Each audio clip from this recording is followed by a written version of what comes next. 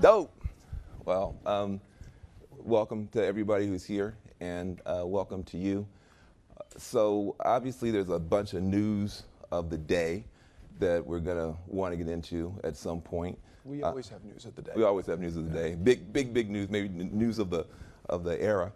But this is, I think, your first serious televised interview, and you've got such a big mandate. Prison reform, trade, Middle East, the whole deal. We're going to talk about all of it.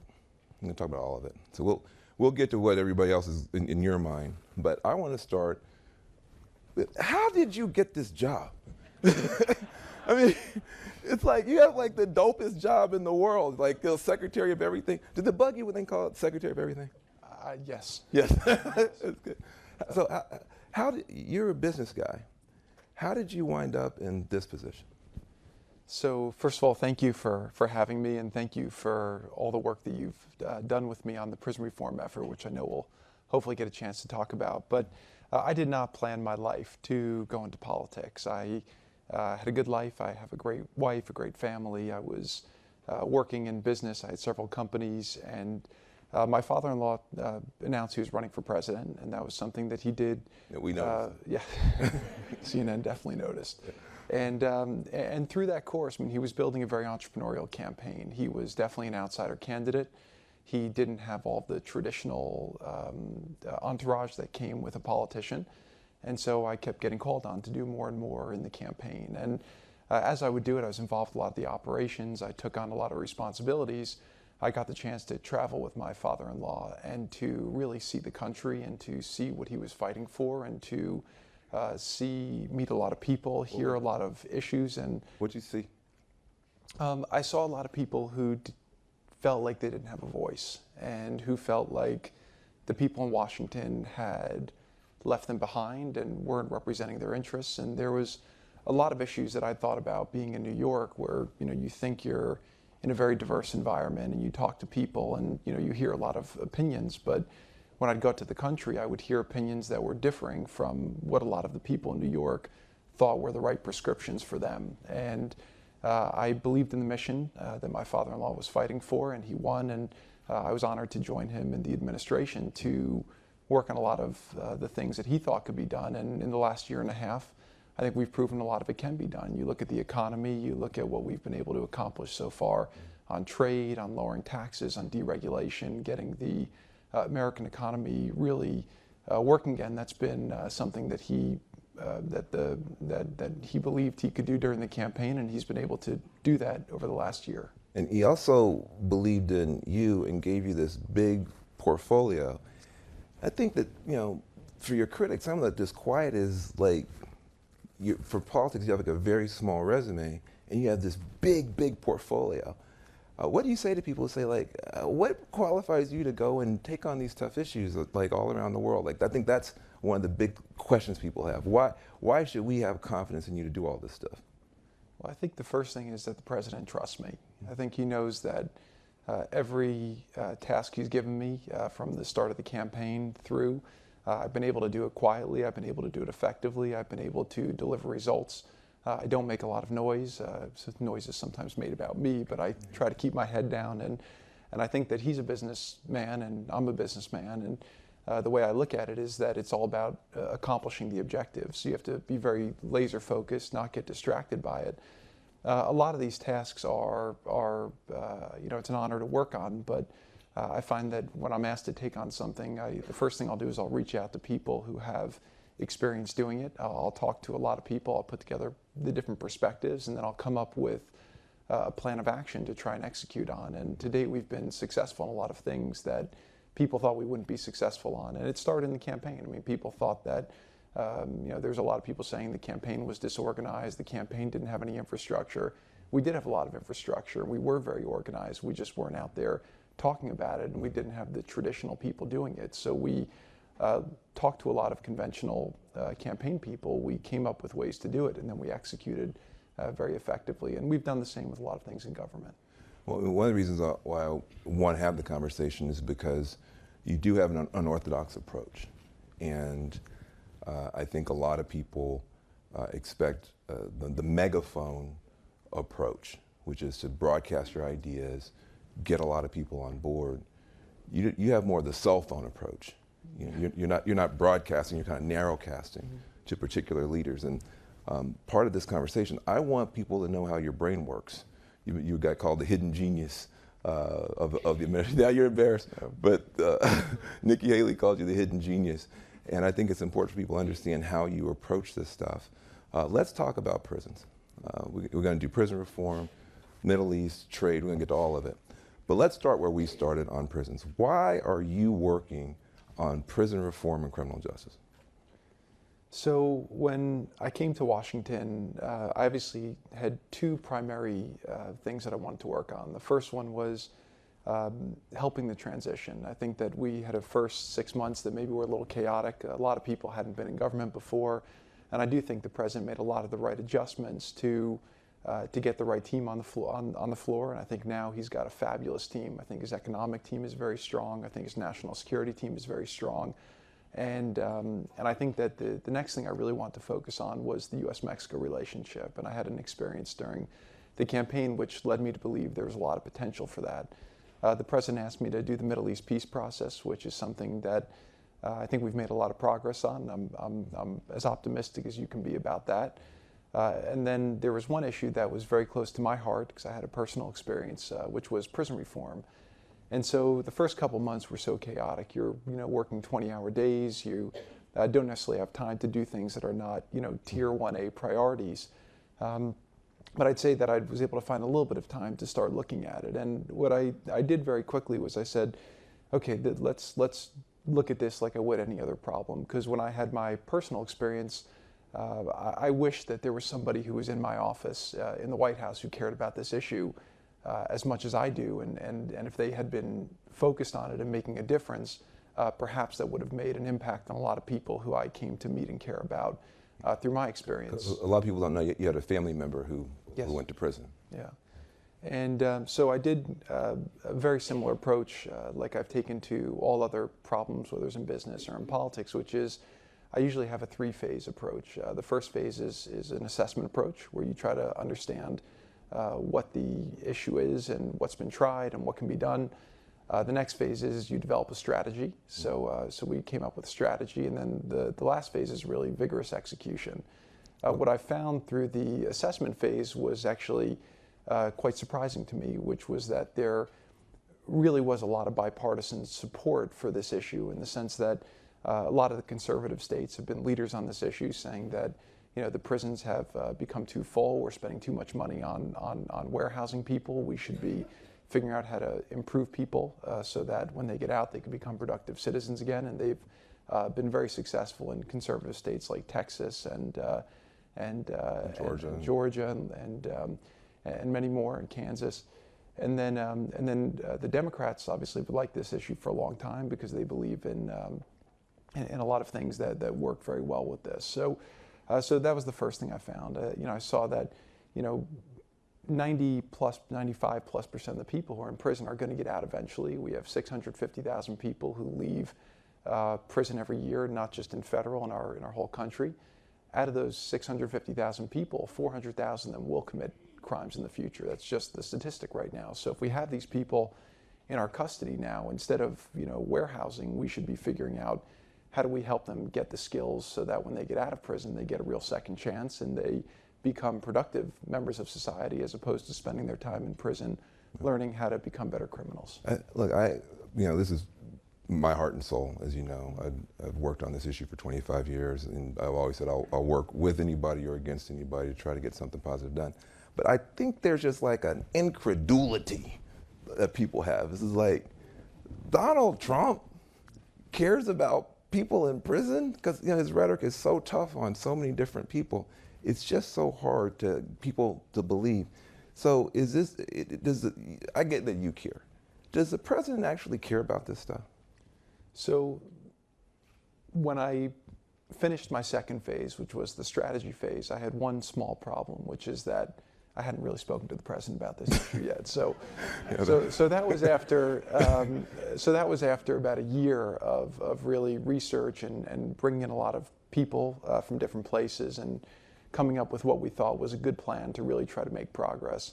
And so, because I serve obviously at the pleasure of the president, this wasn't an issue he campaigned on. If you're a mayor, or if you're a governor, or if you're a senator, this is an issue that has frequency. If you're a business guy, this doesn't really come up unless you have a personal experience. So we set up a meeting with the president, like with all policy processes. And one thing I'll say is that that now we are in a place where we make sure the president's properly briefed and has all the different sides and all the issues. And I think that's why he's able to make a lot of the great decisions he's been making.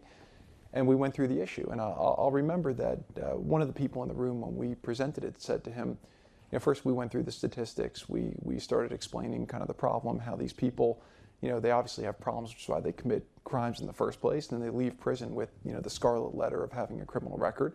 Their skills have atrophied, their connections to the community have grown further apart. And they're not trained to become productive members, so what do you expect them to do?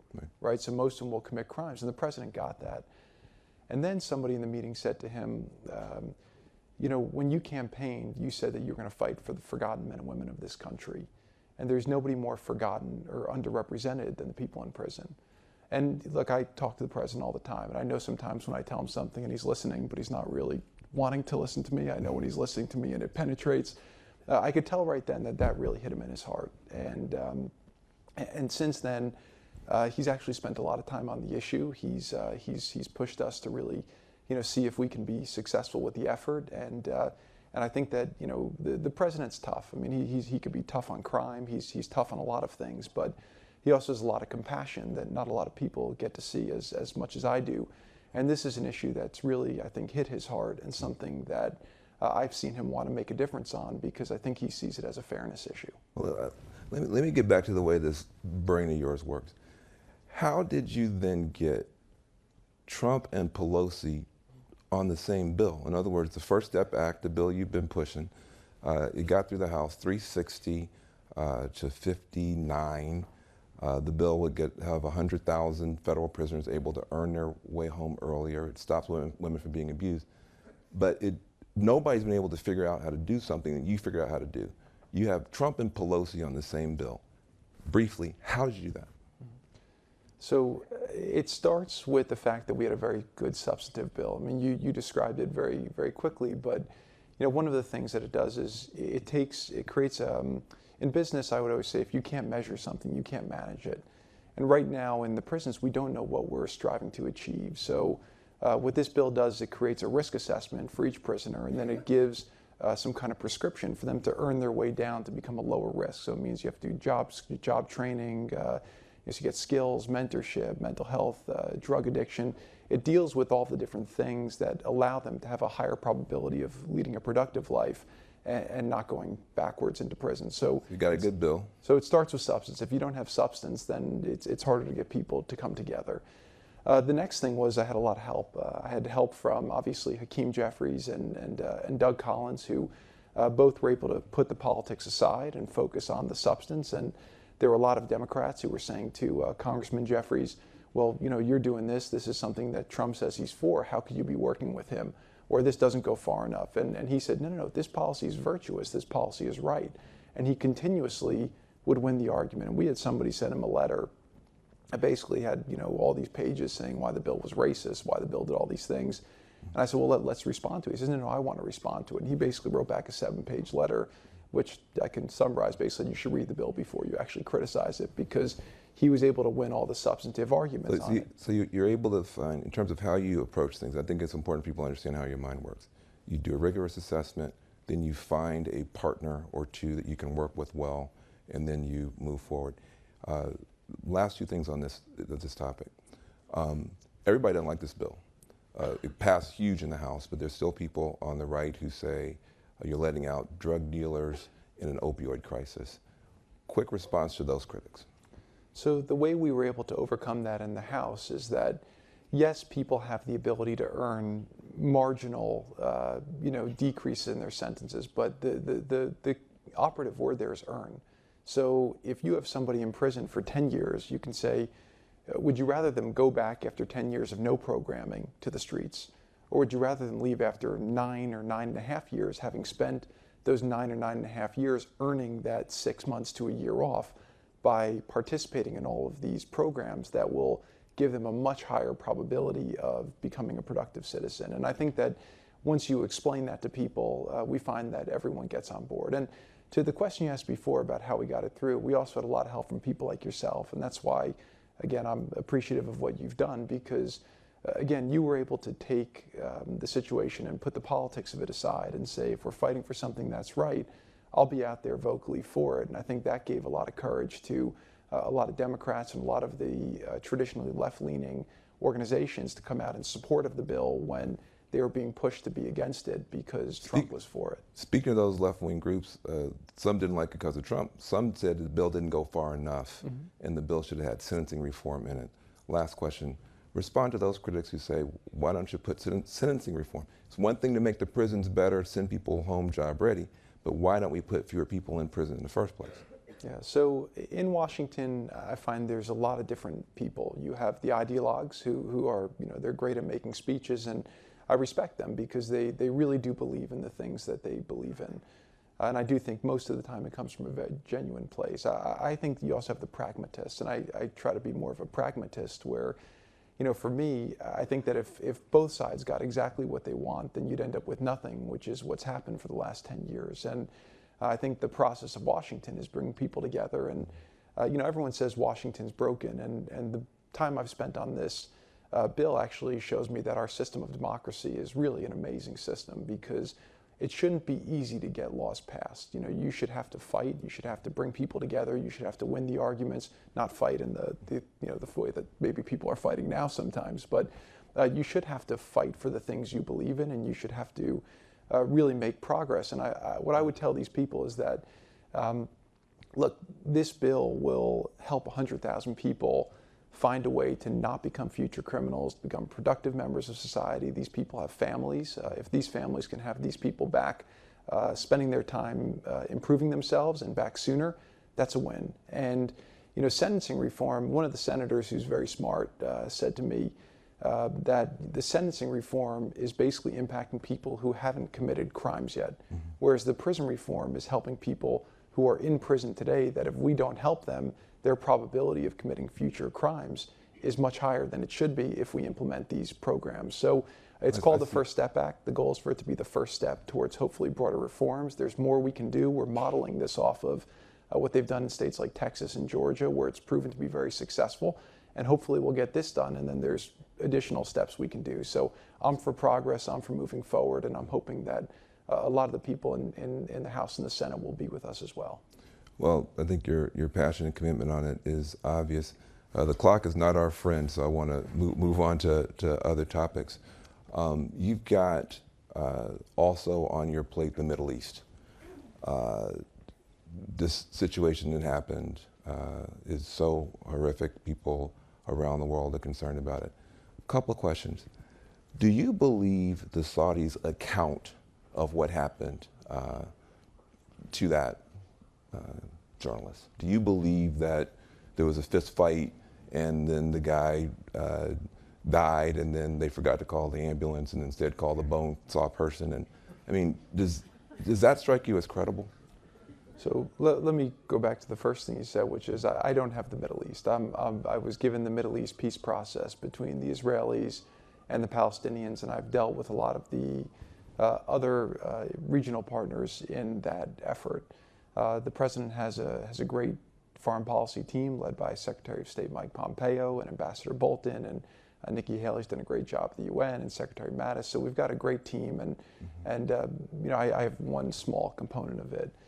With regards to the situation in Saudi Arabia, I'd say that right now as an administration, we're more in the fact-finding phase, and we're obviously getting as many facts as we can from the different places, and then we'll determine which facts are credible, and then after that, the President and the Secretary of State will make a determination as to what we deem to be credible and what actions we think we should take. I'll also say that we have to be able to work with our allies. And Saudi Arabia has been, I think, a very strong ally in terms of pushing back against Iran's aggression, which is funding a lot of terror in the region, whether it's the Houthis in Yemen or it's Hezbollah or Hamas. We have a lot of terrorism and in the region. The Middle East is a rough place. It's been a rough place for a very long time. And we have to be able to pursue our strategic objectives, but we also have to deal with, obviously, what seems to be a terrible situation. Well, let's just stay with it. So, I mean, you said that you're going to try to get to the facts. Do you trust the Saudis to investigate themselves? I mean, it seems like MBS is like the prime suspect. He's also the prime investigator. I mean, do you trust the Saudis to sort this out? Yeah, like I said, I mean, we're getting facts in from multiple places, and then once those facts come in, the Secretary of State will work with our national security team to help us determine what we want to believe and what we think is credible and what we think is not credible. Yeah. Even Trump says there's like deception and lies. I mean, do you see anything that seems deceptive?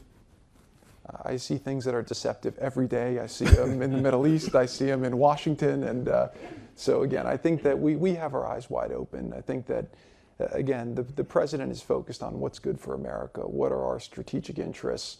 Where do we share interests with other countries? Let's work towards those. But yeah, every day we deal with people who are trying to deceive us in different ways. But our job is to see through it, but also to stay focused on what's best for the American people. And the president's fully committed to doing that. What advice have you given the president in this situation? The advice I've given the president in this situation, like in all other situations, will stay between me and the president. So. In the reports it says that you wanted to give the Saudis more time and more space. How accurate is that kind of stuff?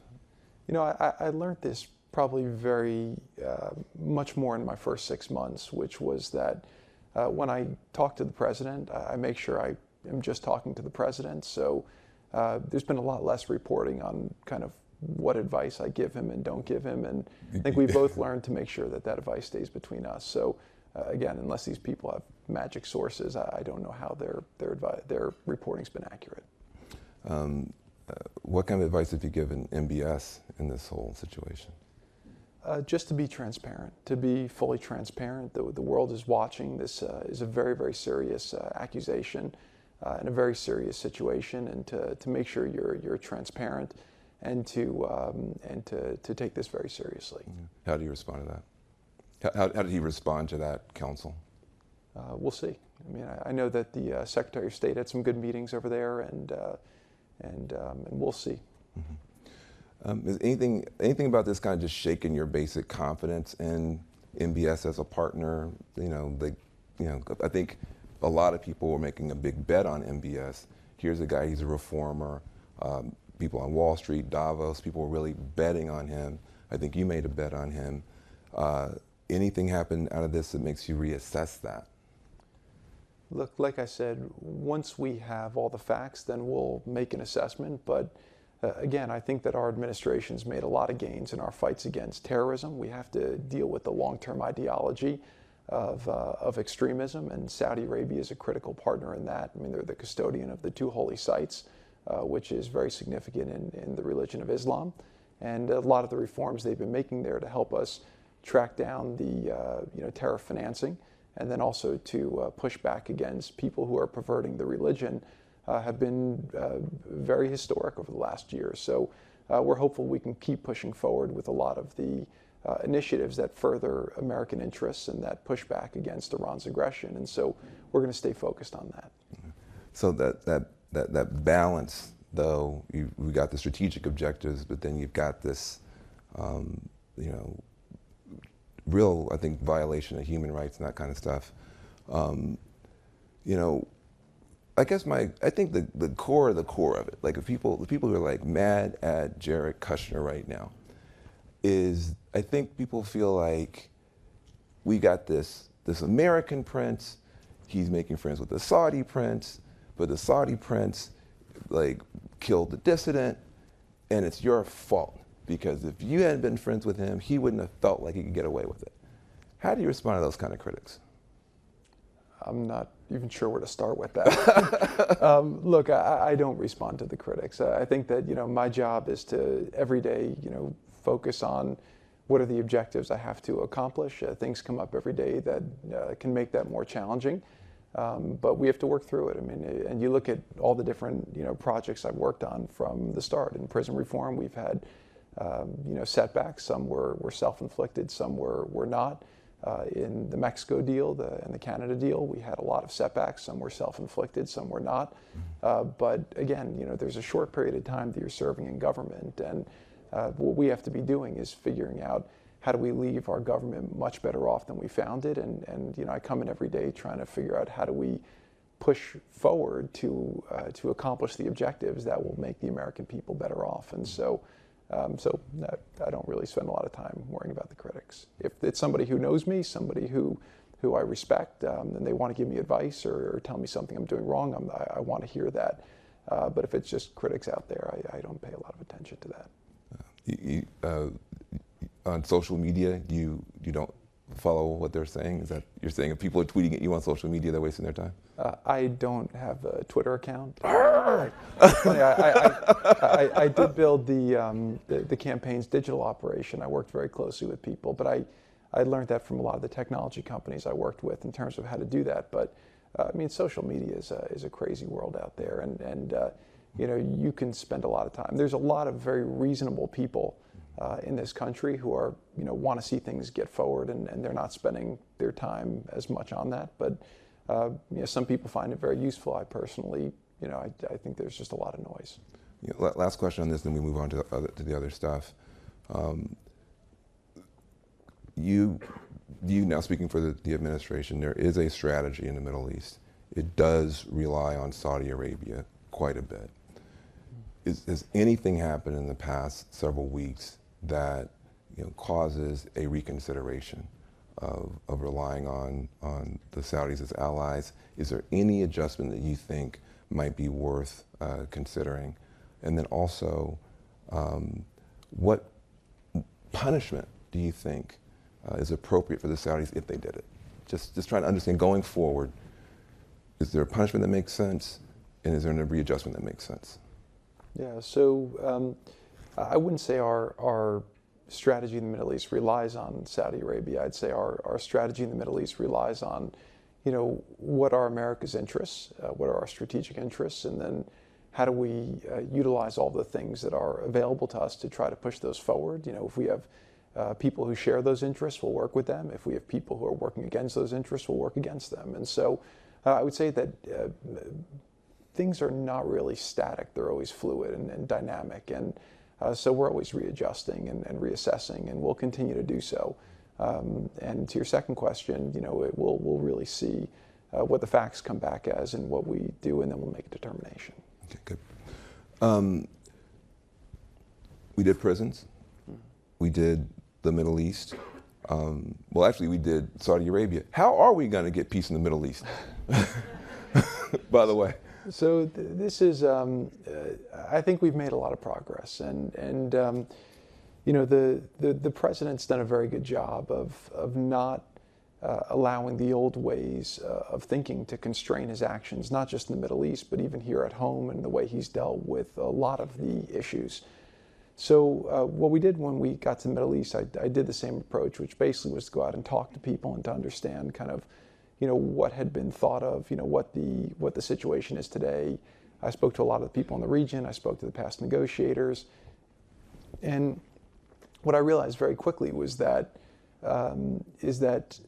we've been fighting about the same thing for the last 25 years in the conflict, but we haven't, but not a lot's changed. And so what we did is we took an approach where we thought we would create a very in-depth document that goes through the issues, and we thought something much more prescriptive. I've always found that with conflicts, when I was in business, when you're fighting over a concept, it's much easier to disagree than when you're fighting about specifics. And that's actually a big part of how we got to the finish line on the USMCA, is that we got people to really go into the granular details. And I think that we're hopeful that on the same, we can at least isolate where the disagreements really are, and then see if we can make progress. I think that what we'll put forward will hopefully be something that people realize there's a lot more reasons to be for it than reasons to be against it. And And I think that there's a bigger gap between the negotiators than there is between the people. I think the people want to have a better life. They want to have better opportunity. And I think that what we're working on will allow both the Israelis to have the security they want and to allow the Palestinian people to have the opportunity they want while respecting a lot of the bigger issues. Look, I don't think anybody can argue with those as principles and those as ideas, but other people have come up short. And this is the one area dealing with the Palestinians that feels to me a little different, in that you don't have that partner with the Palestinians. You're good at that partnership finding. How are you going to get it done without the Palestinians with you? So one thing about this file is there's about 1,000 ways to fail. And one thing that we determined very early on is that if we are going to fail, we're not going to fail doing it the same way that people have done it before. Which is why we've taken the approach we have. I think that, look, I've gotten to know the Palestinian leadership. I've gotten to know a lot of Palestinian leaders who are not necessarily in the existing leadership. But our sense is that when we put our plan out, if there's reasonable leadership and if it's a reasonable plan, then they'll come to the table and try to fight for how to create the best opportunity and the best outcome for their people. But I think people are tired of the situation. I think this has gone on for too long. I think the status quo is not acceptable, and I think that it's just getting worse and worse. And so at some point, leaders have to be able to take the bold step and make the compromise, and we're hopeful that we'll find leadership that'll be willing to do that. Yeah. Well, I have 1,000 more questions on this, but again, the clock is not our friend. I want to make sure to hit the rest of your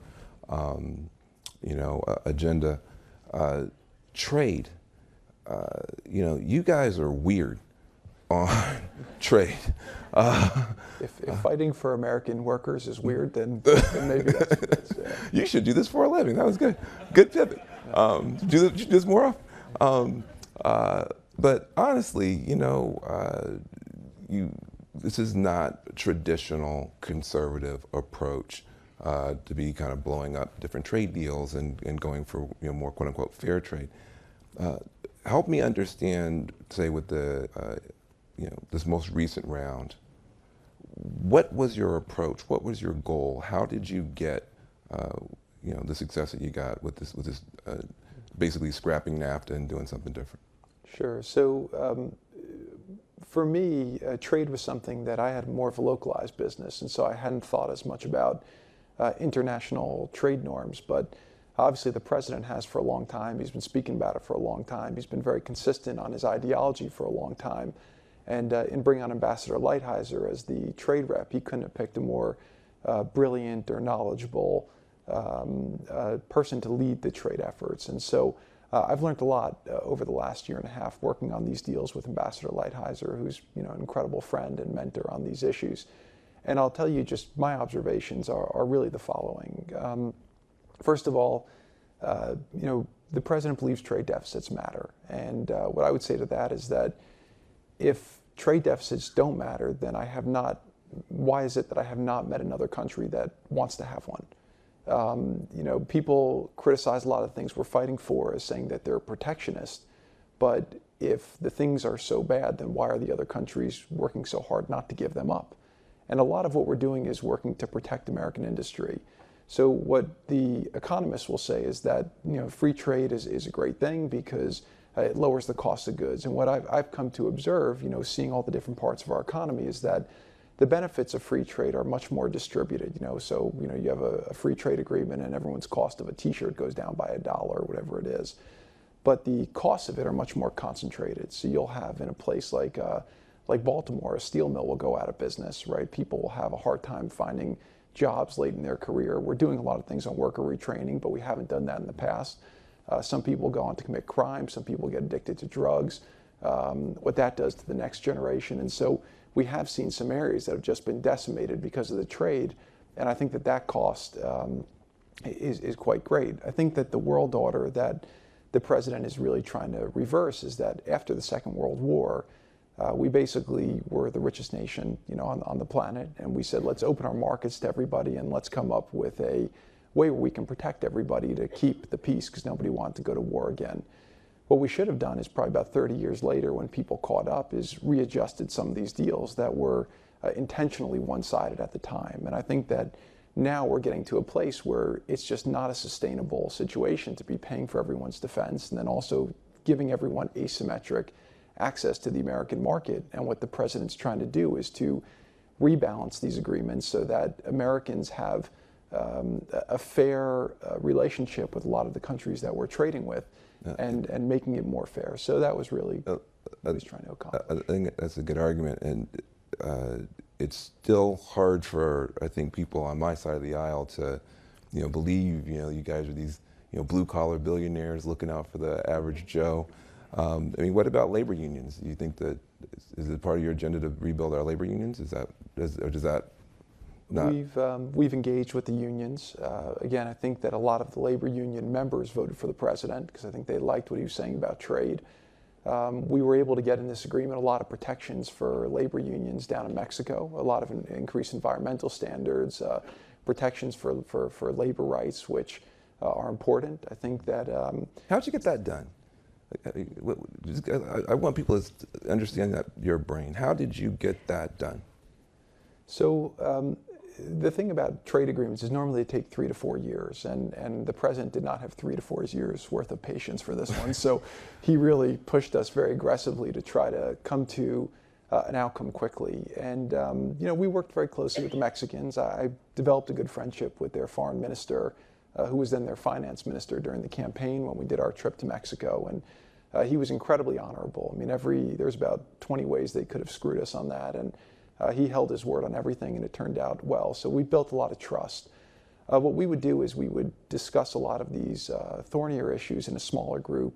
And again, Ambassador Lighthizer was the lead negotiator, and I was helping him along the way with this. But we were able to sit in a room, have honest discussions where nothing leaked out. We were able to maybe show the different areas where we thought there could be compromise, and we were able to work through a lot of these issues. And the goal was really to come up with a win-win. How do we create something where we want to move a lot of jobs back to America, but we want to figure out how the other countries could do well from it as well. We wanted to deal with a lot of issues in the modern economy like IP and digital trade. And then we also want to deal with the assault that a lot of our markets are under from non-market economies, so deal with currency manipulation, state-owned enterprises, and a lot of other issues. And ultimately, it was really just coming together. We had a very close relationship with the Mexicans and with the Canadians, and we were able to sit across the table, lay out where we had disagreements, and then figure out how we can come to what we thought were win-win outcomes. I want to move on to my lightning round of other stuff, since you're here. Trump. Tell me what it's like to have him as your father-in-law, and tell me something about him that might be surprising.